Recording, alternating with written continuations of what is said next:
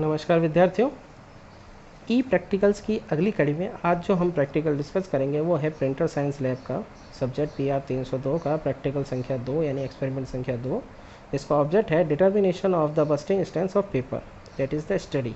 ये एक स्टडी है, इसको हम आज डिस्कस करेंगे। लैब जैसा कि आपको पता ही है प्रिंटर साइंस लैब है। Equipment use bursting strength answer है। Material use paper in required size, जो भी बेसिकली इसका पर्पस क्या है प्रैक्टिकल का, मैं आपको हिंदी में सरल शब्दों में समझाता हूँ। हर कागज़ की एक बस्टिंग स्ट्रेंथ होती है, यानी एक कागज़ की वो स्ट्रेंथ होती है जिस पर कोई प्रेशर पड़ने के बाद वो कागज़ फट जाएगा। आपने कई बार देखा होगा कि कुछ पैकेट जो हमें मार्केट में मिलते हैं वो क्राफ्ट पेपर के होते हैं, थोड़े उसमें 1 किलो 2 किलो सामान भी आ जाता है, और कुछ ऐसे होते हैं कागज़ वाले जिनमें थोड़ा बहुत ही सामान आता है, 100-200 ग्राम ही। तो ये उस कागज़ की बस्टिंग स्ट्रेंथ है जिसके ऊपर ये डिपेंड करता है कि वो कितना लोड ले लेगा। जो भी क्राफ्ट पेपर पैकिंग मटेरियल में काम आते हैं वो सब क्राफ्ट पेपर होते हैं, 100 GSM के होते हैं, उनकी बस्टिंग स्ट्रेंथ ज़्यादा होती है। तो मैं एक इसकी कैसे किया जाता है इसकी जो स्टडी है वो मैं आज डिस्कस करूँगा आपके साथ। अ प्रॉपर्टी ऑफ पेपर और paper board use in packaging that measure is resistance to the rupturing मतलब फटना, दबाव से फटना। Define as the hydrostatic pressure needed to bust a paper board sample when it is applied uniformly across its side. ये वो pressure है जो उस पेपर के यूनिफॉर्मली प्रत्येक साइड पर लगता है, वो उसकी बस्टिंग स्ट्रेंथ कहलाती है। Bursting strength is the function of various processes perform in the paper making processes.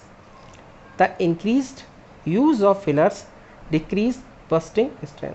Paper बनाते वक्त फिलर्स का ज़्यादा यूज़ करना उसकी बस्टिंग स्ट्रेंथ को डिक्रीज करता है। ये पेपर मैन्युफैक्चरिंग का एक पार्ट है फिलर्स।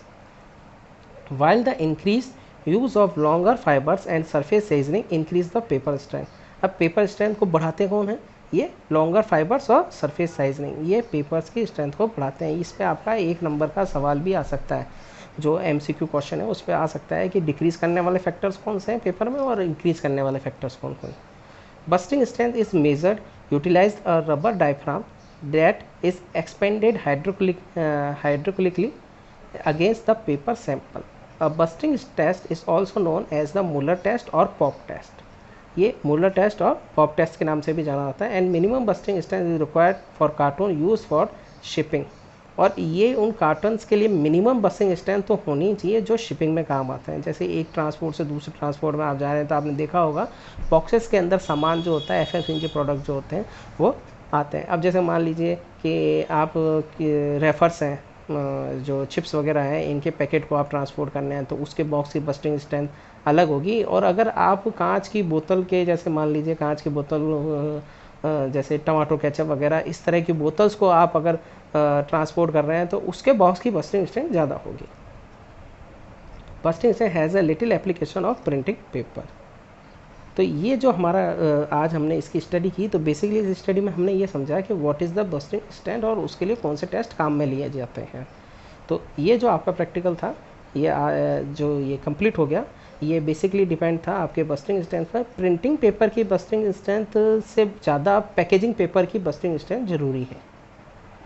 ये हमें ध्यान रखने योग्य बात है कि जहाँ पैकेजिंग इंडस्ट्री का काम आता है वहाँ बस्टिंग स्ट्रेंथ ज़्यादा काम में ली जाती है।